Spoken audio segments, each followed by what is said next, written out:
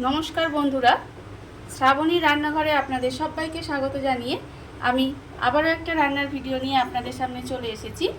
আজকে আমি আপনাদের লোটে মাছের একটা রেসিপি করে দেখাবো। আশা করি আপনাদের ভালো লাগবে। তার জন্য কিন্তু আমার পুরো ভিডিওটা আপনাদের দেখতে হবে। তাহলে চলুন এই লোটে মাছ দিয়ে আজকে আমি কি বানাই সেটা আপনারা একবার দেখে নিন। লোটে মাছের এই রেসিপিটা করার জন্য প্রথমে আমি এখানে গ্যাসটা অন করে একটা কড়া বসিয়ে দিয়েছি। এইবার আমি এর মধ্যে দিয়ে দেব সর্ষের তেল। এখানে আমি প্রথমে প্রায় 3 থেকে 3.5 চামচের মতো সর্ষের তেল দিলাম। এইবারে তেলটাকে আমি একটু গরম হতে দেব। তেলটা আমার এখানে গরম হয়ে গেছে। প্রথমে আমি তেলের মধ্যে দিয়ে দেব পেঁয়াজ কুচি। এখানে আমি একটা বড় সাইজের পেঁয়াজ কুচি করে রেখেছি, সেই পেঁয়াজটা কিন্তু আমি তেলের মধ্যে দিয়ে দিলাম। এবারে পেঁয়াজটা দিয়ে একটু লাল করে ভেজে নিতে হবে। পেঁয়াজটা আমার এখানে লাল করে ভাজা হয়ে গেছে। এইবারে আমি এর মধ্যে দিয়ে দেব রসুন বাটা, আদা রসুন বাটা। এখানে আমার 1 চামচ মতো আদা রসুন বাটা আছে, সেটা আমি এর মধ্যে দিয়ে দিলাম। দিয়ে এবারে এটাকে আমি একটু কষিয়ে নেব, যাতে আদা আর রসুনের কাঁচা গন্ধটা চলে যায়। আদা রসুনটা আমার এখানে একটু কষানো হয়ে গেছে। এইবারে আমি এর মধ্যে দিয়ে দেব টমেটো কুচি। এখানে আমার একটা বড় সাইজের টমেটো কুচি করে রেখেছি, সেটা আমি এর মধ্যে দিয়ে দিলাম। দিয়ে এবারে এটাকে আমি একটু কষিয়ে নেব।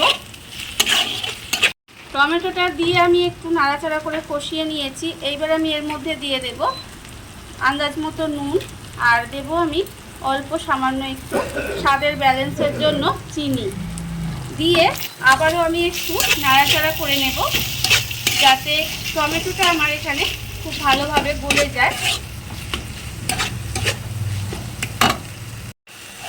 টমেটোটা আমার এখানে নরম হয়ে গেছে। এইবারে আমি এর মধ্যে দিয়ে দেব গুঁড়ো মশলা। এখানে আমার আছে 1/2 চামচ মতো হলুদ গুঁড়ো, 1/2 চামচ মতো লঙ্কার গুঁড়ো, 1/2 চামচ মতো কাশ্মীরি লঙ্কার গুঁড়ো, আর 1/4 চামচ মতো জিরের গুঁড়ো।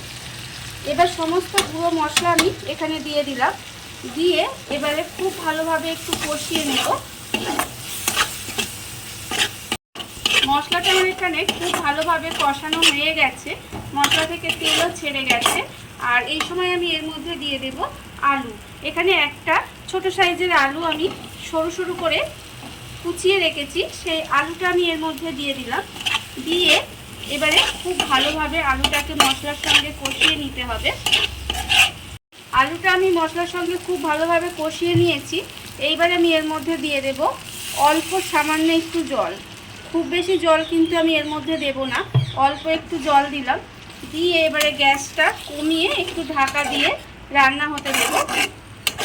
ঢাকা দিয়ে আমি এটা 5 মিনিট মতো একটু রান্না হতে দিয়েছিলাম।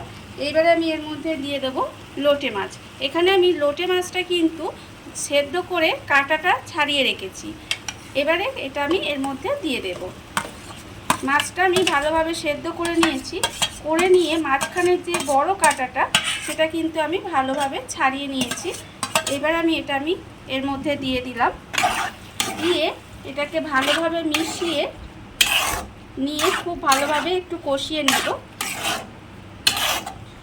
মাছটা দিয়ে এইভাবে কিন্তু নেড়ে নেড়ে রান্না করে যেতে হবে, করে মাছের যেই জলটা আছে এটা শুকনো করে নিতে হবে। আর এর মধ্যে কিন্তু আমি আর কোনো জল দেব না। এইভাবে নেড়ে নেড়ে রান্না করে নিতে হবে, তাহলে মাছের যে কাঁচা গন্ধটা আছে সেটা কিন্তু চলে যাবে। আর যদি এরকম রেখে দেন তাহলে কিন্তু মাছের একটা আষ্টে গন্ধ আছে, সেটা কিন্তু থেকে যাবে, তখন কিন্তু খেতে মোটেও ভালো লাগবে না।